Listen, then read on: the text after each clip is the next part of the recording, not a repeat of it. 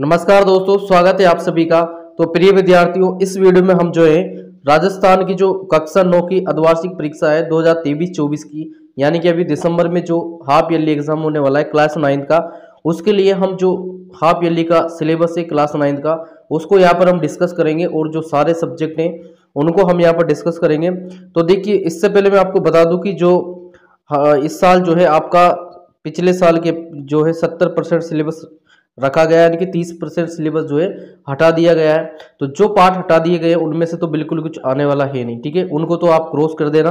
और जो पार्ट बचे हुए हैं उनमें से भी जो है 70% आपके अर्धवार्षिक में आता है। ये किसके लिए? लोकल क्लास के लिए, जैसे 9th क्लास 11th क्लास, इनके लिए जो है 70% आता है। और बोर्ड क्लास जो होती है 10वीं और 12वीं, उनके लिए अर्धवार्षिक और वार्षिक दोनों में 100% सिलेबस जो है आता है। तो आपके जो और पेपर की बात करें तो पेपर आपका हर सब्जेक्ट का 70 नंबर का जो है पेपर होगा अर्धवार्षिक का, और वार्षिक का जो है 100 नंबर का होता है। और सिलेबस की बात करेंगे तो 70% जो है सिलेबस आपका आता है।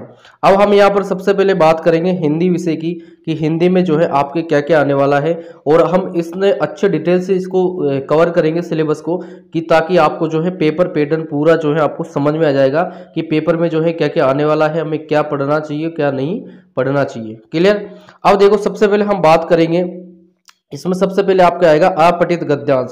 गद्यांश यानी कि एक पैसेज पूछा जाएगा हिंदी में, जो कि लगभग 5 मार्क्स का होगा। यहाँ पर देखिए नंबर जो डिस्ट्रीब्यूशन है वो, जैसे यहाँ पर आपके जो अलग अलग जिले हैं उन अलग अलग जिलों में जो है इसका पेपर जो है अलग अलग होता है।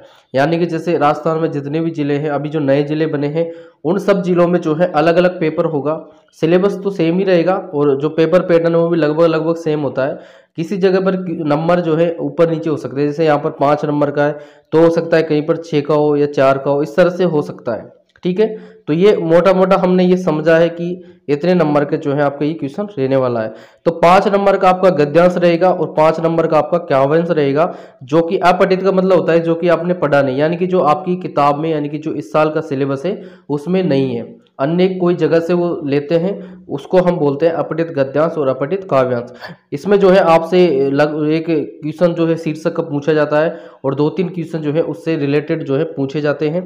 तो इस तरह से ये दोनों रहेंगे आपके 10 नंबर के। इसके बाद जो है आपका एक तो संवाद लेखन और एक पत्र लेखन, यानी कि दोनों में से एक क्वेश्चन आता है। या तो आप संवाद लिख सकते हो, संवाद मतलब बातचीत, जैसे दो गुरु शिष्य में बातचीत, माता पिता में, या इनमें कोई में भी दो, उनमें बातचीत का जो है यहाँ पर आपको लिखना है।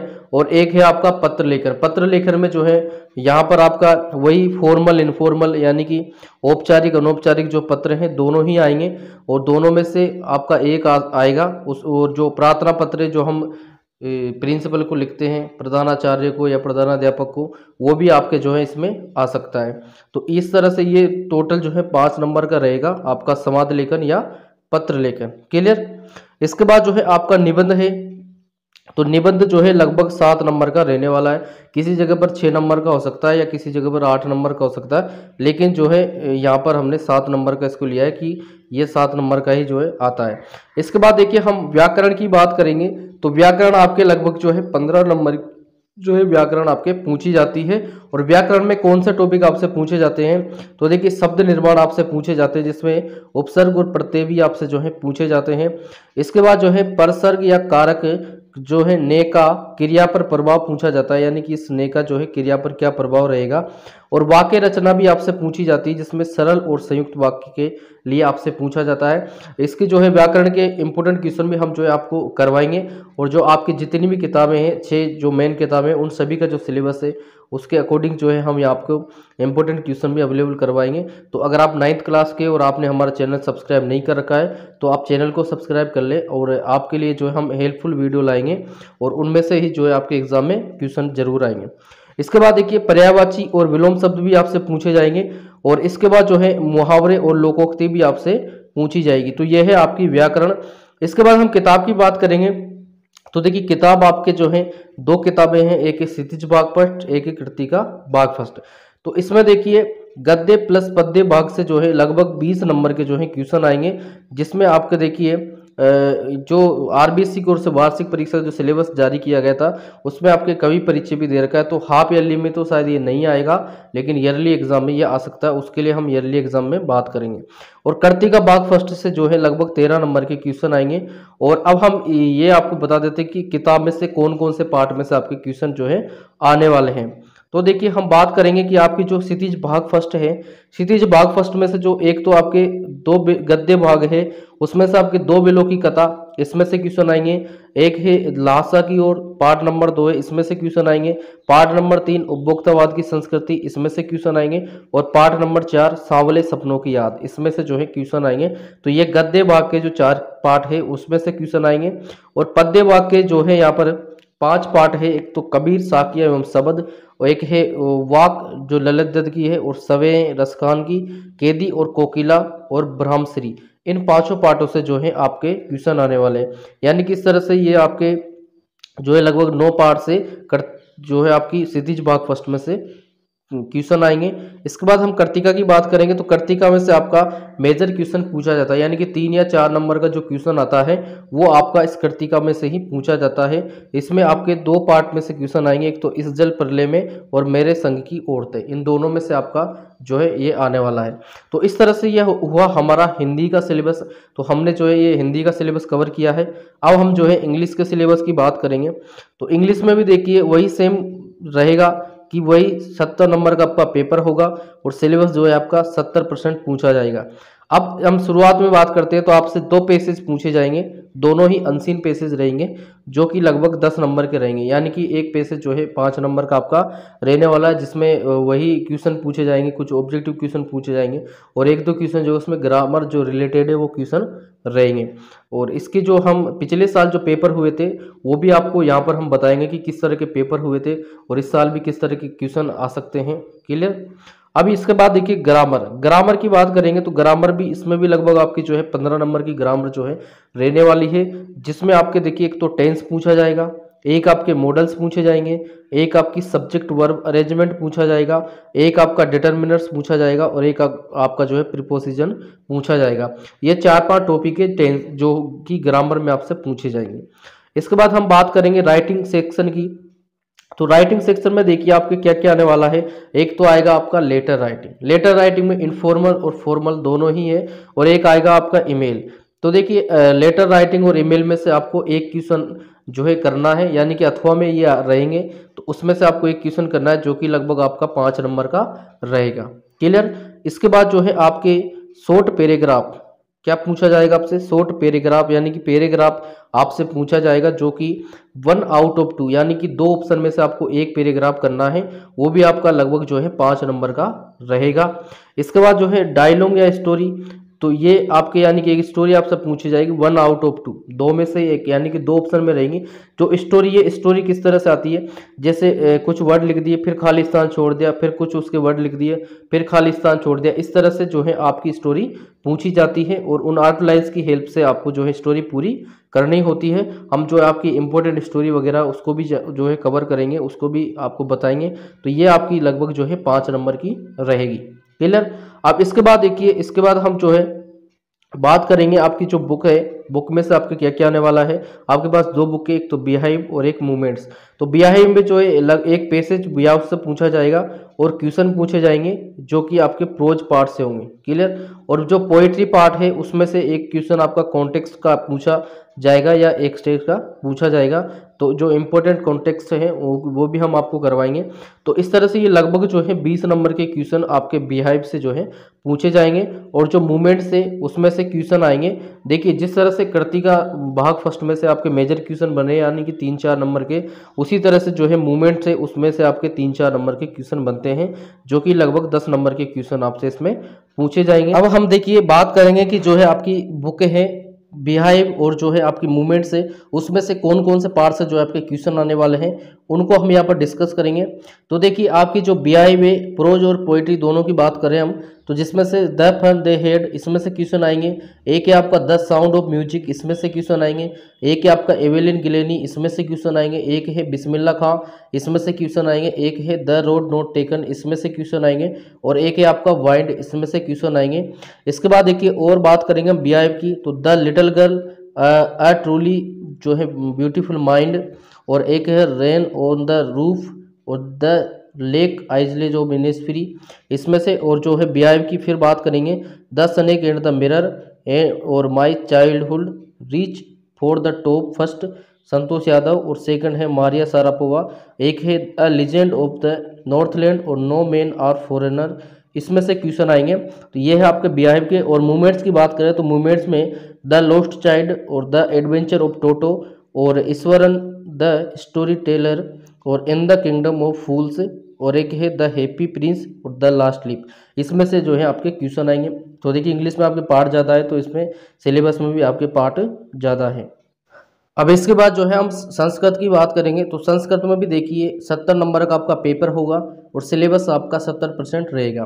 तो इसमें हम बात करेंगे कि स्टार्टिंग में आपके जो है अपठित गद्यांश आपका पूछा जाएगा, उसमें जो है आपके शीर्षक और जो है क्वेश्चन आंसर उसमें पूछे जाएंगे, जो कि लगभग 10 नंबर का रहेगा। तो ये अकेला भी पूछा जा सकता है या दो भी आपसे पूछे जा सकते हैं। इसके बाद जो है हम पत्र लेखन की बात करेंगे।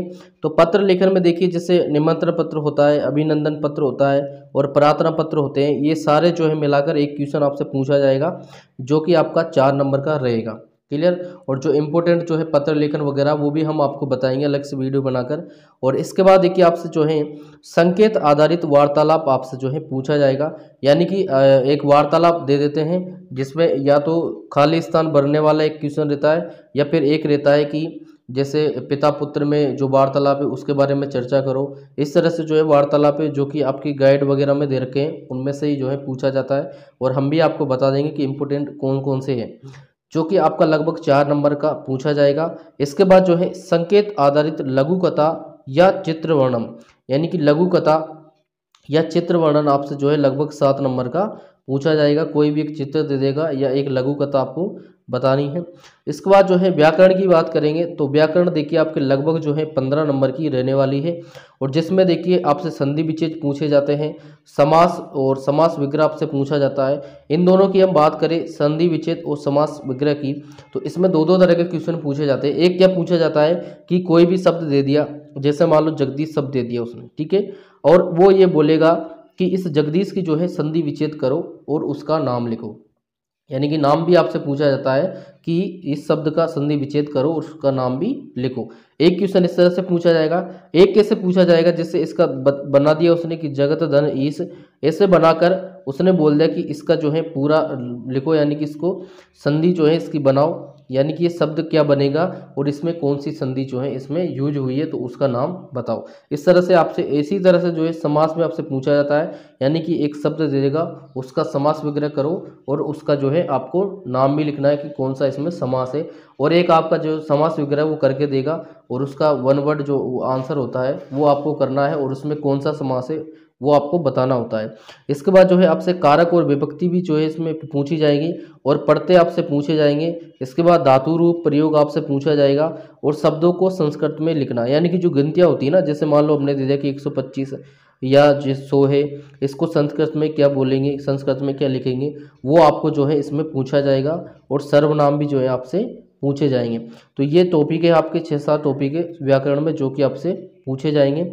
इसके बाद जो हम किताब की बात करेंगे तो किताब में देखिए सेमुसी प्रथमो भाग एक ही किताब के पास, जो कि लगभग 25 नंबर के जो है क्वेश्चन इसमें से जो है पूछे जाएंगे, और इसमें से देखिए एक आपसे गद्यांश पूछा जाएगा, क्लियर, और गद्यांश भी लगभग जिससे 5 या 6 नंबर का आपका रहेगा। इसके बाद जो है आपसे एक पद्यांश का हिंदी अनुवाद या सप्रसंग भावार्थ आपसे पूछा जाएगा। पद्यांश मतलब जो श्लोक है वो आएगा, उसमें से आपका जो है हिंदी अनुवाद उससे पूछा जाएगा, या सप्रसंग जो उसका भावार्थ पूछा जाएगा। सप्रसंग का मतलब ये होता है कि प्रसंग में हम ये लिखते हैं कि ये किस पाठ से लिया गया है, और इसमें जो है व्याख्या में हम लिखेंगे कि इस श्लोक में क्या क्या बातें बोली गई हैं, क्लियर।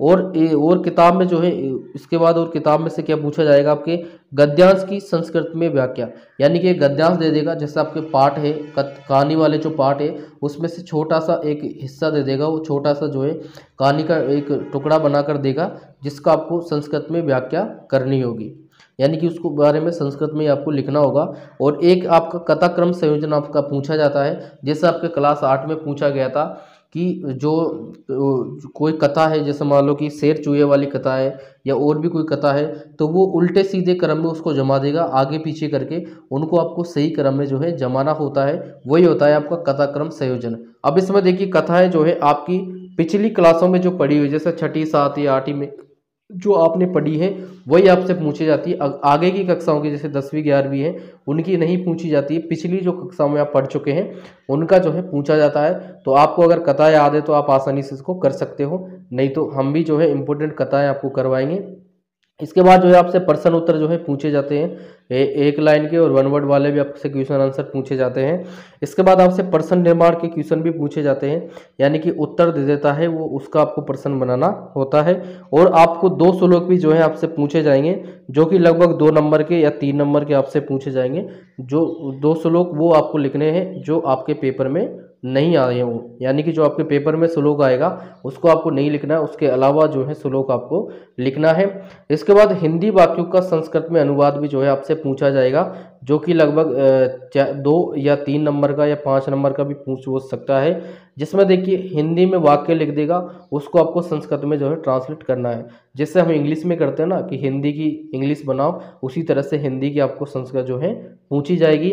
और इसके बाद हम बात करेंगे कि किताब के कौन कौन से पार्ट से आपके क्वेश्चन आने वाले हैं। तो आपका एक है भारतीय वसंत गीति, एक है आपका स्वर्णकाक, एक है गोदोहनम, एक है सूक्ति मुक्तिकम, और एक है ब्रांतो बाल है, और एक है लोतोला। तो इन 6 पार्ट से आपके जो है क्वेश्चन पूछे जाएंगे।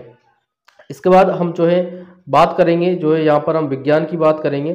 तो विज्ञान में देखिए अर्धवार्षिक परीक्षा वही आपकी 70 नंबर की होने वाली है, और आपके जो है यहाँ पर 70% आपका सिलेबस आएगा।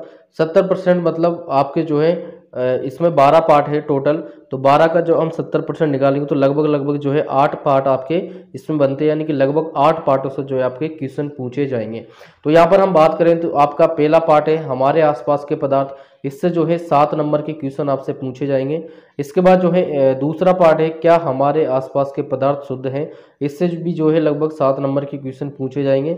तीसरा पार्ट है परमाणु एवं अणु, इससे जो है 9 नंबर के क्वेश्चन पूछे जाएंगे। और चौथा है जीवन की मौलिक इकाई, इससे जो है 14 नंबर के क्वेश्चन आपसे पूछे जाएंगे। अगला है आपका जो पार्ट 7, पार्ट 6 यहाँ से हटा रखा है, और उसको इसके बाद गति, पार्ट 7 का नाम है गति, इसमें से जो है 9 नंबर के क्वेश्चन पूछे जाएंगे। इसके बाद है पार्ट 8 बल तथा गति के नियम, इसमें से आपके 8 नंबर के क्वेश्चन पूछे जाएंगे। और एक है आपका 9 पार्ट गुरुत्वाकर्षण, इसमें से भी आपके 8 नंबर के क्वेश्चन जो है पूछे जाएंगे। और एक है 12 पार्ट खाद्य संसाधनों में सुधार, इसमें से भी आपके जो है 8 नंबर के क्वेश्चन पूछे जाएंगे। तो इस तरह से जो है आपकी ये 8 पार्ट से जो है क्वेश्चन पूछे जाएंगे, और बाकी की ये जो 4 पार्ट है इनमें से क्वेश्चन आपके नहीं पूछे जाएंगे, इनमें से आपके वार्षिक परीक्षा में पूछे जाएंगे। तो ये है आपका विज्ञान का सिलेबस। और इसके बाद हम गणित के सिलेबस की बात करेंगे। तो गणित का सिलेबस भी जो है आपका 70 नंबर का जो पेपर है वो रहेगा, और 70% सिलेबस में रहेगा।